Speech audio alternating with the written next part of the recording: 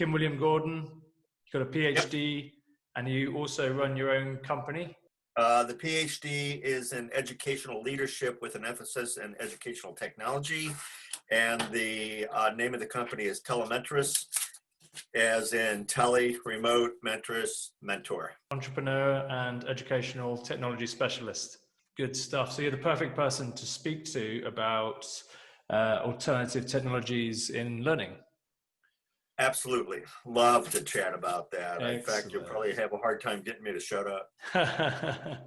Well, it's really interesting because, I mean, my company, we've been working in the online education business for a long time. So we know it well, the landscape, universities trying to transition to technology, universities sort of holding on to that old school lecture format, but always in the back of their minds, like, oh, there's technology and people are now on iPads and maybe we're going to have to change things. And now we're in a position with COVID-19 where people are actually having to really get moving and to sort of change things as the landscape is changing rapidly. But like you, I've been aware of this for a very long time. And we've also been in the mix, and I know that you've done a lot of research and you've got papers written about how technology can improve, not only sort of replace the lecture theatre, but also improve. You talk about terms like mastery and things like this. Yep. Can you just give me a little bit of an introduction into why you think this is such an important area? So as I began to reflect prior to even beginning my field of research, I began to realize that there were a lot of advantages to the way that we used to educate people 100, 150, 200 years ago, and it looked very little to what we're doing today. And what we do today is really a result of trying to mechanize, if you will, the educational process so that it reflected the emerging industrial age at the time. So mass production, right? It started in the late 1700s, and by the time we got to the late 1800s, our classrooms started to look like factories. And part of that is, part of the failure of that is that people don't learn all at the same pace. People don't learn the same way, and people's capacity and interest are completely different.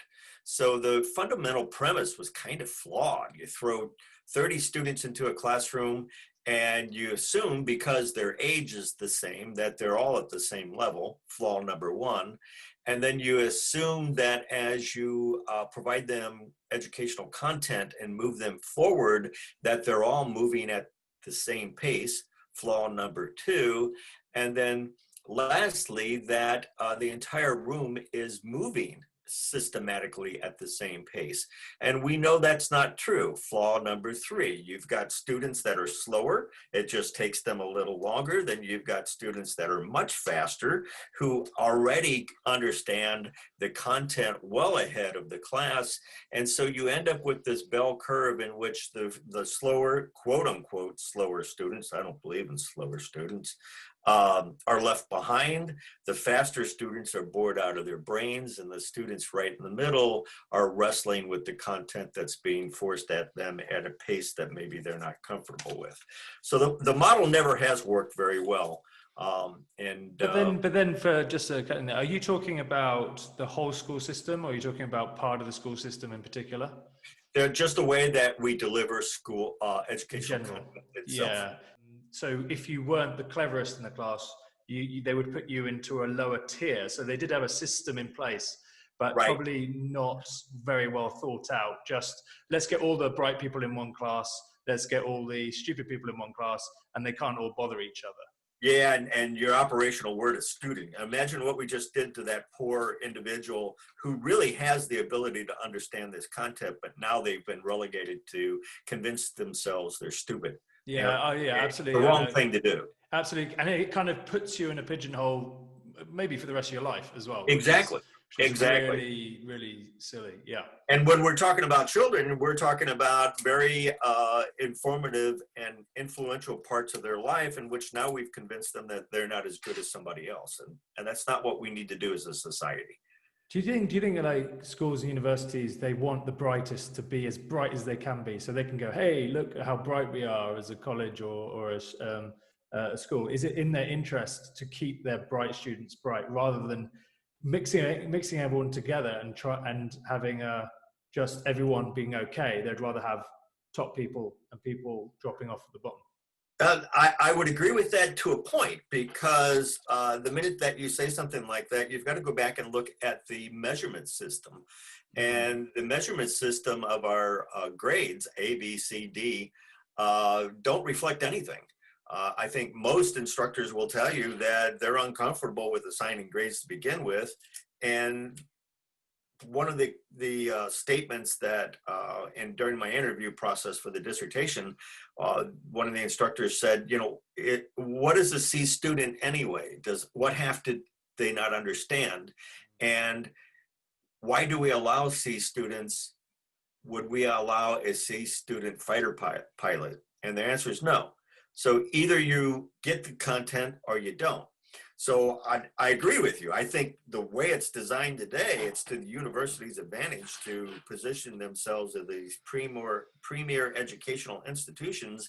But the minute you start looking at the way that they're actually measuring themselves, it's self-imposed and it's flawed. Yeah, interesting. So so going on to, I mean, it seems clear in my mind that technology can offer more complex ways of understanding people and getting people to understand as they go along. You talk about mastery, and so within technology, we have more opportunity to get all the students going on at the same pace. Yep. So there was a very important study, and my dissertation was based a lot on the work by Benjamin Bloom in 1984, and he had conducted a story in which he benchmarked what he considered a mastery approach versus a traditional classroom approach. And he benchmarked a traditional classroom against his mastery approach, which was composed of two pieces. The first piece was that each and every student would have a mentor that would encourage them, assist them, provide them insights, point them in the right direction, and basically be their pillar of education as they move forward through the coursework. The second was that grades went completely out the window, and the student was not measured by an ABCD measure, but they were measured on a simple mastery test on, do you know this?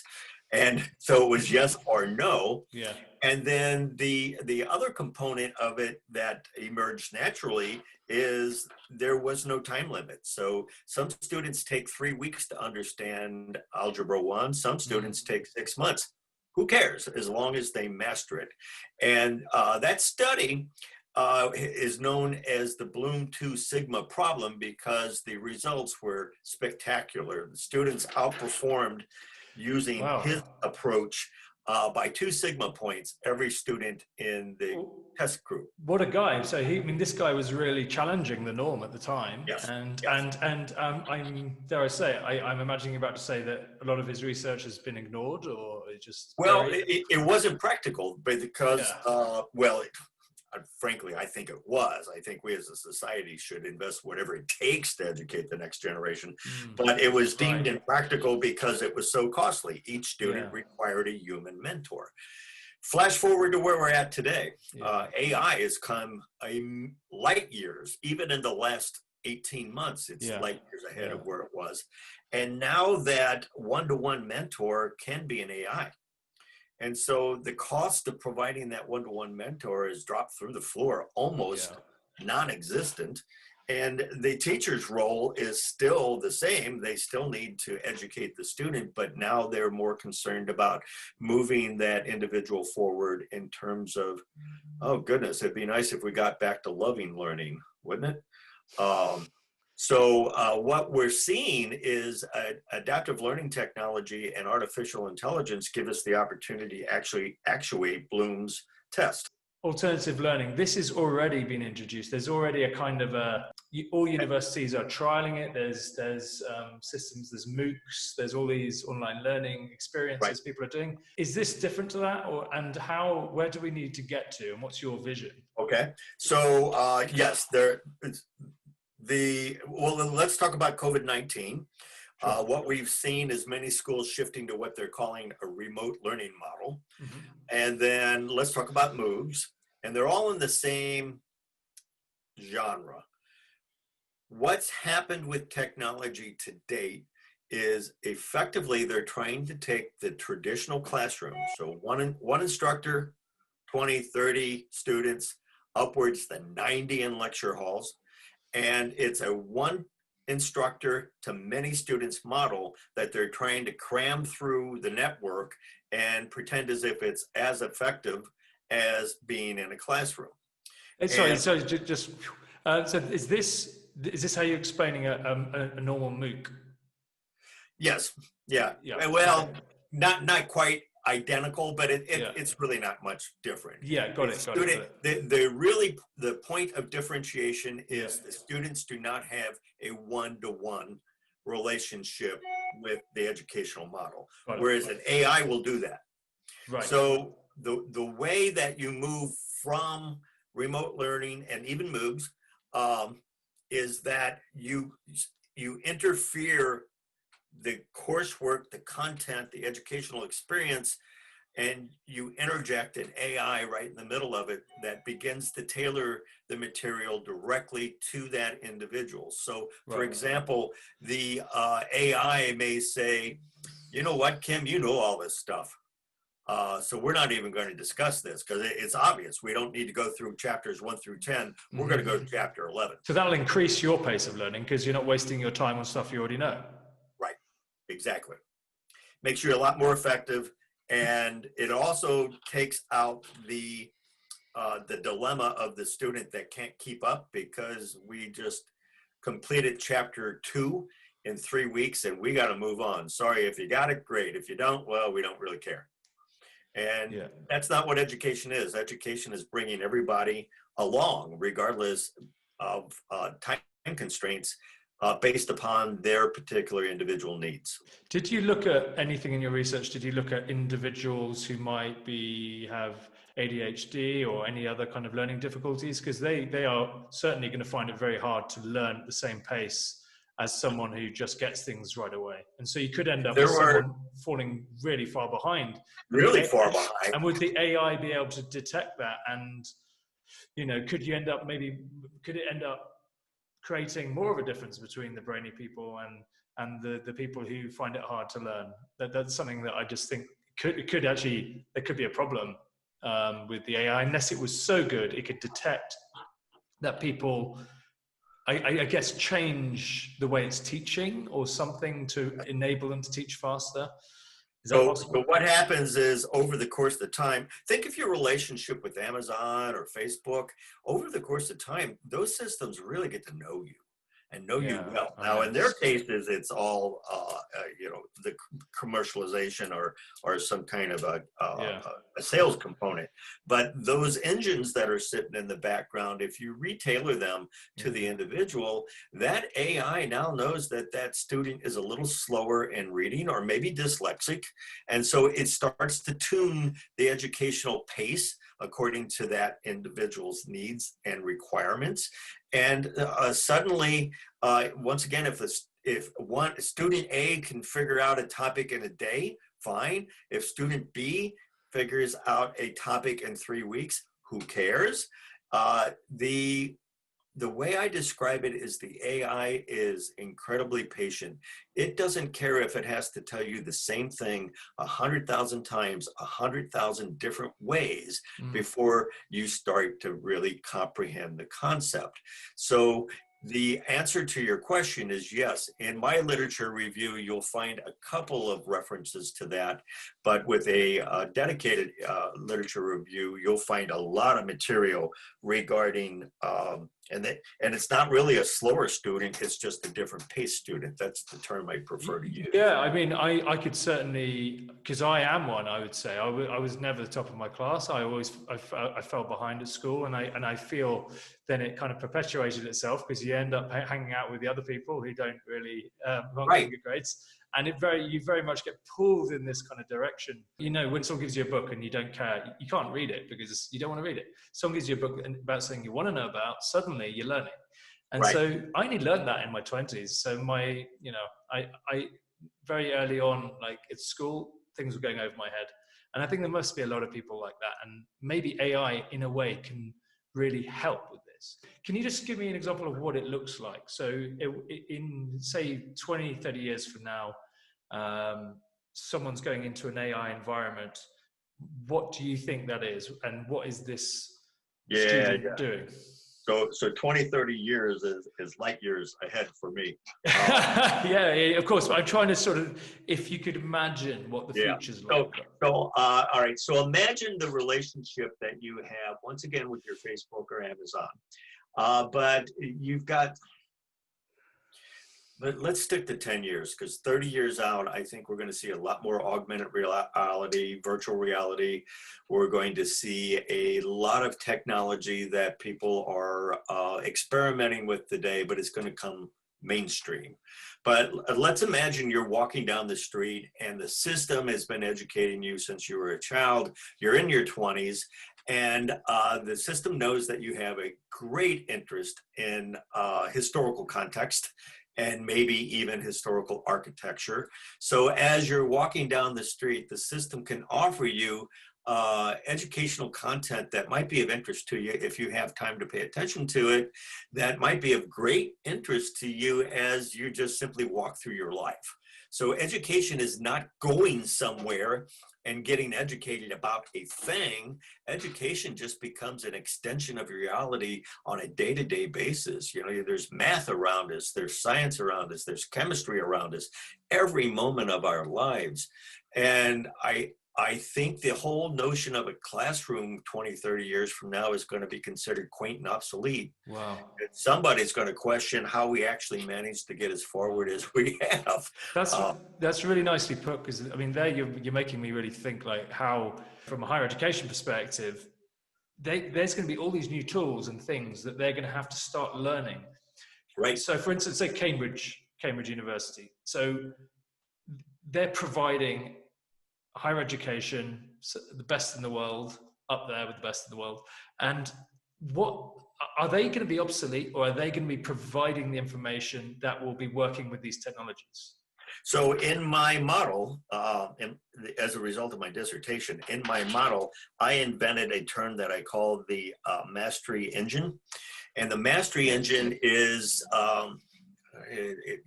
actually, I just read an article about this. H.G. Wells wrote a short book on the global library. He had this vision back then that there needed to be a central repository of all human knowledge. H.G. Wells is an alumnus of University of London, where gotcha. who I currently work with. Yeah. Okay. Yeah. So dig out that. It's a short book. It might even be considered an article, but it's specifically an about essay or something. Yeah. Yeah. As we move forward, so allow me to pontificate here for a minute. We have, as a society, for the last 100 to 150 years, developed pockets of information. Now, in the scientific community and in the academic community, it's easier to distribute intellectual pursuits than it is, I think, in a traditional classroom environment in which you have publishing companies that are trying to make money on a book. Right. And at some point, I think we end up with a central repository that represents the sum of all human knowledge. And that's a daydream, right? I'm making this stuff up. I might as well be smoking weird stuff. But so if I was a university, what would my reputation want to be in 15 years? It would not be the repository of that knowledge, because as this stuff gets more and more disseminated, it's going to be much easier to access. I mean, goodness, we can look things up on Google that used to take us weeks to find, and we can get it instantaneously today. So Absolutely, yeah. the research component of it changes now. Validity of the information, all that needs to be taken a look at. But if I was an educational institution, I would want to be able to pride ourselves on graduating, and I'm making this up right now, so bear with me, graduating individuals who met the criteria for a 21st century educated individual, which I think is composed of insight, imagination, creativity, collaboration, cooperation, just ability to look at a situation, and I think John Bruner once called it an insight jump. Take a look at a situation, had insights that was based on educational thought about that situation, and then be able to make significant change or improvement or whatever it may be. That's different than the role of colleges today. Yeah, I was going to say, do you think that's different to how they are, the criteria today of a university? Do you think, what are the main differences, do you think? So one of the things that every university subscribes to is what they call the Carnegie Unit. And the Carnegie Unit is how we got the credit hours, right? So let's look at that. This is in the States, yeah. Well, yeah, many universities use that college. Yeah, I got to say, it's so confusing whenever you start looking at US and you go, credits? What? When you come from England, it's just so confusing. And it's just like, how many credits do I need? So right. So let's look at it from that perspective. But however the universities are measuring their students' progress, is that the right measure? I keep getting back to measurements. Are grades the right measure? And probably not. Or the number of hours that you actually sit in a classroom a measure? Probably not. So, you know, the reason that we ended up with these classrooms that were 16 weeks long, 18 weeks long, whatever your local standard happens to be, was a mechanism in order to figure out how do we know if we're done with that student, right? So you spend 4 years there. All right, I guess we're done. Here's a piece of paper. Yeah, it's kind of like a one size fits all, isn't it, as well? It's like, that's it. You got, if you don't do it in that time, that's it. You're out, you know. Right. You're on your own. Exactly. Or start over, or spend more money, or go someplace else again. Do this course, and maybe you'll understand more. No, it's so interesting, because you can really see how on the mastery level, going back to Benjamin Bloom, mastery, like AI it's clearly this factor that will help. But should technology really, should it totally revamp a university? Because I know that you speak about this is going to be one of the biggest problems. Universities are never really going to change unless they really going to have to. And I think it seems to me like it's going to be a slow process, because turning the administrational side of a university around is like turning the Titanic around. It's hard and it takes time. So is there a way of slowly introducing AI, do you think? So I'll answer that twofold. The first is yes, they're slow, but you have folks like Google, and you've got Microsoft with their LinkedIn suite of tools. You've got the threat from the business community saying, effectively, we don't like what we're seeing coming out of the academic sector, so we're going to create our own coursework and we're going to train our own people. Google has already said that we don't require a bachelor's degree anymore for a lot of the entry-level positions that we used to require a bachelor's degree, because it is not a measure of anything that's of use to us. We'll train you ourselves. That frightens me. I'm not really happy with the idea that the corporate world begins educating, quote unquote, our population. The problem is if someone does that degree and they want to go, say, to Microsoft or somewhere, will they take a Google degree? Bingo. And will Google even allow them to do so? That way is a frightful path. I don't like that path at all. But it is You've going got, there. Like I told you, Dyson. He's had his own kind of university to get people in, and it's an engineering degree, but it's through Dyson. It's not right. through a university. So yeah, it's happening. So the pressures outside of the university system are probably going to do nothing but escalate. So back to your comment, yeah, they're slow moving. They're tedious. They're admired in systems that were obsolete 30 years ago, yet are reluctant, if not refusing, to change. Now, when you have these market pressures coming from the outside saying, you know, at some point we don't even need you anymore, we're just going to do it ourselves, Yeah, that's a problem.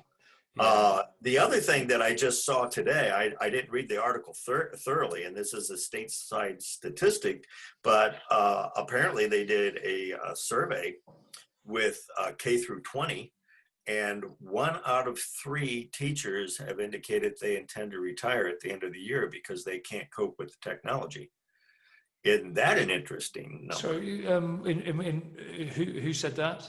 One in That, three that's is an what? art. I'll forward you the article. Thank It's an you. Yeah, article in yeah, which they were evaluating where everything is at this point. And you know, you've got to keep in mind, especially here stateside, we've got teachers that have taught the exact same class the exact same way for now 30 years. yeah, And now they're being asked to completely re-engineer everything that they've done and are doing and the way they interact with children. And that's a tough nut. yeah. It's a tough nut for a lot of people. So I think this is a long answer to your question, but the academic institutions and the educational institutions by attrition alone are going to start changing. And you know, let's look at the population. The student population is getting wise.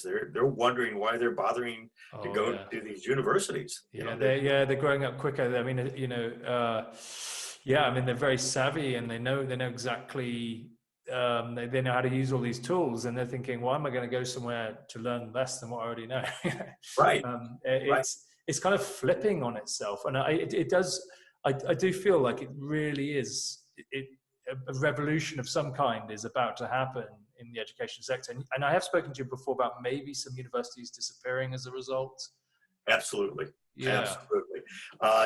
And what happened in oh goodness, many institutions here stateside, they made the tragic error of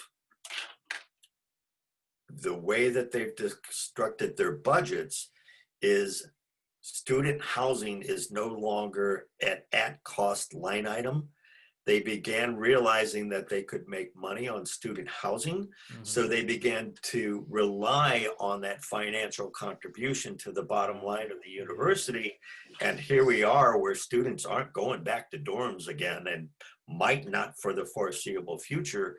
And they're taking a financial hit because they made the mistake of thinking they were in the hotel business. It's not even like education second on their to-do list. It seems it's so far down now. Like they have so Right, many other priorities, and it's right. just like I don't really want to anger anyone in the industry, but I just feel like it's become this. There's a lot of money in that game, Well, but and people. I will indict, and I'll interrupt you, my apologies, but I will indict a number of the institutions that I'm personally familiar with, in Yeah, which I claim that they've turned into hotels that if you hang around long enough, you'll get a degree.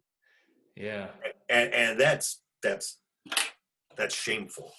it is shameful. So back to your point, yeah, there's going to be many universities that just crash and burn simply because the financial model that they created that is now unsustainable. Yeah. They simply can't afford to keep the lights on. Yeah, well, it's in a way it's exciting. I mean, where can they go? What are these new? I think they're going to be kind of like hybrids. I agree. So you have a bit of face-to-face time, and you have the technology side. You can learn a bit more free to learn where you want. Maybe you can work and you can study. This whole 3 year thing might become extinct. I think. I mean, Yeah. what are the problems facing the alternative learning technologies at the moment? Do you think? What are the main factors? What are the hurdles they need to overcome? So, like any industry that's coming from the private sector, or even private as in even if it's stock owned, um, there is a high degree of differentiation. So standardization needs to occur. One ALT company's approach to the algorithms and the personalization engines is completely different than another company's approach to the ALT and personalization engines. I see as we move forward, there is going to have to be an agreement on protocols and standards, kind of like I refer to it as we need to open source education. We need to figure out how we're going to do that. And one last comment about your interest in what happens to universities and when they collapse, or how many of them collapse. I think that's what's going to be important, not just for the higher ed sector, but the K through 12 sector as well, is we need to first define what it means to be educated in the 21st century, and then everything wraps around that. We don't know what that definition is. There's plenty of people talking about it, but we don't know what that definition is. So in order for this industry to move forward at light speed, I think two things are going to happen. We're going to have to start agreeing on some standards. Once again, open source education. And then we also have to agree as a society that packing off little Susie and Alice off this to a place to sit in a classroom nice and quietly all day long is not what we really need to be defining of what education is. Yeah. So delivery is a first and foremost. So yeah, but on the other side of the coin, we also have some countries that are investing heavily in this stuff. So they may define, there might be de facto standards that kind of fall out of that. Who are the good examples of countries and institutions that are really pushing this? So I will send you a couple of links. There is a company called Squirrel AI, out of China, that is light years ahead of everyone right now. And they're doing some experimental modeling that seems to be incredibly effective. They've got a great tool set. They've got a great algorithm set. They've got a great approach. I'm watching them closely. Are these computer, say, people, for lack of a better word, who are designing machine learning algorithms, or is it video production people? So are they becoming is it a very tech-centered thing? We're seeing a little bit of both. Yeah. So the IEEE, which is the engineering group, yeah, and then the ACAM, the Association of Computing Machinery. I can send you some links as well. Thank you. Yeah, some names I haven't heard of before. So. These are very, very technology-focused organizations. Yeah. And they have special interest groups that are focused on adaptive learning and everything else that wraps around adaptive learning. So there is an engineering effort, no doubt about that. And are they interested in this mastery thing? So actually learning and completing and understanding, that this is what they're interested in. So that's a fundamental component of it. Yes. Because it is adaptive learning by nature is one-to-one. So it's implicit that you're concerned about the progress of the student, not within the context of a classroom, but with a one-to-one relationship. Yeah. So the other thing that we're seeing is that there are members of the academic community, of which I'm one, that are perking up and going, you know what, they've created a really interesting rocket engine. Where do we want to go? Kind of scenario, you know? So we definitely need the advanced technologists, the engineers, the AI specialists involved at the construction of the infrastructure, if you will. Yeah. But then you also need academics and educators coming in and going, here's how we should be using this tool set. Right. And completely disregarding anything that we've done for the last 150 years. The way I look at it is, let's harken back to even the 14th century, 15th century, somewhere in there. The apprenticeship looked a lot closer to where we're going than where we've been. Apprenticeships were one or two or three, maybe, individuals working with a master craftsman until became masters themselves. Oh, And if it took them absolutely. 30 Yeah. years, so Yeah, what? yeah. Look, we're about to make a little documentary about the whiskey distillery in Bavaria, and it's amazing. It's like this is the old school way. You'd have an apprentice, and he would learn from the master distiller, and he Right, stays there, and he gets to that level, and it's like, wow, this is really old fashioned now. You don't see this. People stay in a job for a year, and then they go somewhere else or whatever. right, right. Yeah. But And like you're saying, it's this very old concept, and we've kind of lost it, and we need to bring it back. well, that and a couple failures that I personally and professionally witnessed is I can't tell you. I used to conduct an introductory class for freshmen at several local universities, and I can't tell you percentage-wise, but I know the number is high. The number of students that walked into those introductory classrooms and didn't know two things: why they were in school and why they were in that class. And they had no idea what they were good at. We didn't prep them. By the Yeah, time they got to somebody like me, they really should have a good feel of their talents, abilities, interests, experiences, likeness, excitements, all that kind of stuff. We're not doing that. yeah, And let's say we did, then how do we take that individual who's the rough master distillery and focus them so that they are enthused for the rest of their life to be damn good at something? yeah, We don't do that. We just graduate them and we pop them out the back end and they got a degree in something or another, but they don't have the love of learning and the passion yeah, that we need to reincorporate. So back to your question about how did universities survive? They figure out how to get damn good at making people excited about yeah. being damn good about something. And yeah, and you touched on it right at the beginning that it's now a mass market. Like everything is turned into this mass market, and they've lost touch of this personal thing. And you can go to even a top university now, and you're just another student to them. Just a number. You're a number. You're paying a lot of money to them, so that you're important. Yep. But that's about it. You might have a very good lecturer. I'm not saying there aren't any. There's lots out there, but ultimately, the whole thing's changed.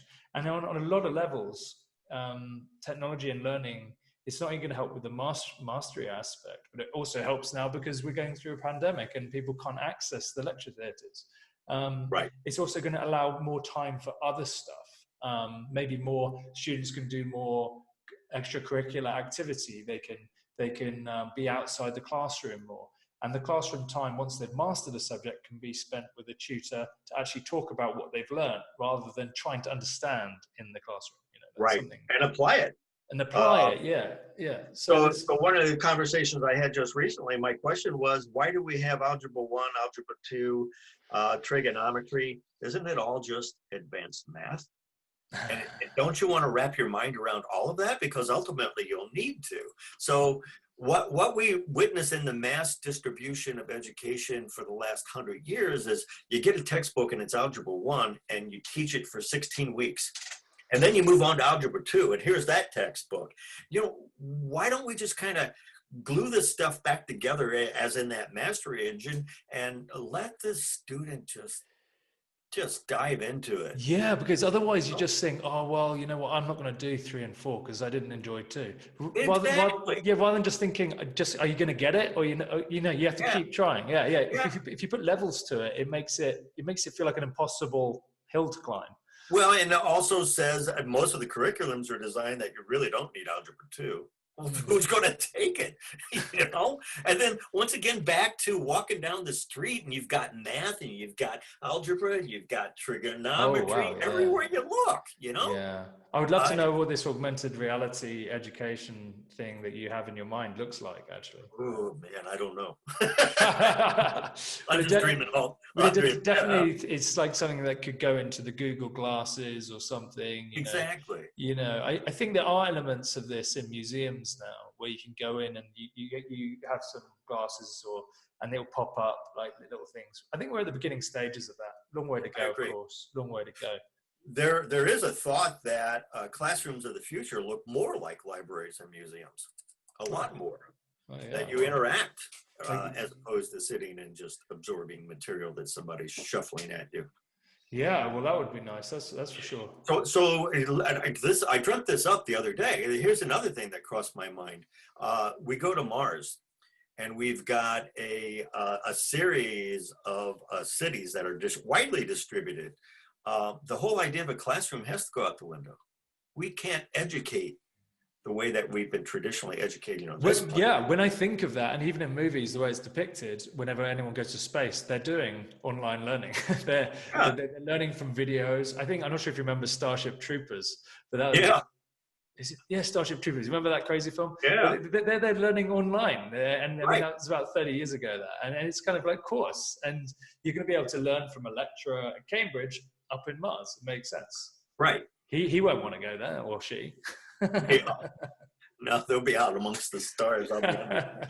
But yeah, really fantastic stuff. I mean, I really don't think we need to go on much more, but I think there could be a part two to this or something because there's so Oh, much cool. to do. But really interesting because this is something that I know a lot of people within these big universities, they're thinking about it. They're not sure how to steer the ship, as you say. And they're right in the middle of this kind of mist at the moment. And everyone, I mean, they're now online learning professionals. Universities are now taking it a lot more seriously. They're setting up offices dedicated to online learning. And I think we're going to see a lot more changing. But I have heard some people, universities not adapting very well to it and producing a Yeah. lot of rubbish. And I think that they should have maybe thought about this sooner, but better late than never. And maybe now is a time to really. Do you think they need to bring in? Do you think a university needs to have a specialist, like someone with kind of your knowledge within it, to really make it a I, I, success? I would put them at the board level, or Yeah, at least a direct consultant to the chancellor. yeah, Uh, the other thing that maybe a university would want to consider is an experimental model. yeah, Stick their toe in it for real. yeah. Bring in an AI ALT company. Uh, grab some of their best professors that are technology astute, and go do an experimental model. And Yeah, tell the students we don't know what's going to happen here, but we're going to make something happen. could that be say a module or no sorry or just sort of like a hybrid course, put it out there, maybe make it free or cheap and just say, look, this is an experiment, we want to Yeah. trial it, it's going to be totally ALT, and We're looking for test volunteers. you Yes. can test for, yeah, that sounds like a really good way of And doing it. and actually, now that I'm putting my mind to it, I would throw the net out and I would say you don't even have to have academic experience. We're going to offer, and once again, I'm picking on Algebra 1 because they make fun of it a lot. Yeah, Uh, we're going to offer Algebra 1, and we're looking for 400 people, and each one of you is going to have a personalized experience, and we don't care if you failed Algebra 1 in high school. We don't care. yeah, We're going to see what happens. We're going to see if we excellent. can get you become a master at Algebra 1 and however long it takes. And yeah, let's do it for free, and let's just see where this AI can take us. Mm. And that would be an interesting experiment at the back end of it after 6 months, 2 months, a week, whatever the number is. How many of those students actually obtain mastery in spite of being told for years that they're not good at math? So yeah, algebra 1, it all makes sense because it's like you either right or wrong, binary in a sense. Whereas what about something like if someone's studying philosophy Or fine arts? or fine arts? Yeah, I think it's still independent study. I think, and I'm wrestling with my concept here. I think it all begins to look more like PhD research than it does anything like formalized classroom. So a philosophy student, along with the assistance of an AI, is following their passion of philosophy. And if they don't have a passion, hopefully develop one, right? Yeah. They're not just taking philosophy because they have to in order to graduate. And the AI begins making recommendations on reading materials based on what it's detecting as the interest and the passion of that individual. Yeah. And then the professor, the academic, is there to intervene and go, wow, you're onto something. You need to read. You need to do this. You need to think about this. You know, it's more of a coach. A coach in a workshop scenario. Yeah. Yeah, absolutely. I mean, that definitely seems to be the way to do it. So, I mean, universities are still going to be able to utilize their space in some respect, and maybe hand it over to different things. And maybe you can still have a lecture every now and again, just for what do you call it? Just if you're feeling nostalgic. Yeah. Well, how can people find out more about what you do, and do you offer any kind of ideas on how to construct these programs? Yeah, actually, the best way to interact with me is I love LinkedIn as a platform. Find me on LinkedIn as Kim William Gordon. Yes. Pretty easy to find. I'm the only one out there. Yeah. The company I stood up, Telemetris, is designed with a mission, and that mission is to actuate my educational model. And that model is evolving, but it's stable for the time being. I am looking for a place to actually take that model and do some test bedding to build it. So it is a conceptual design model that I want to take to a prototype stage, a testing stage. And that's going to take a lot of work, and it's going to take a lot of support. Now, I'm pursuing a variety of different avenues for that. I'm pursuing the investment community, certainly be interested in talking to them. I am also working closely with a number of the AI ALT companies to see if there's some way that we can synergistically build it. A couple of universities that I'm discussing as a place to actually operate the model.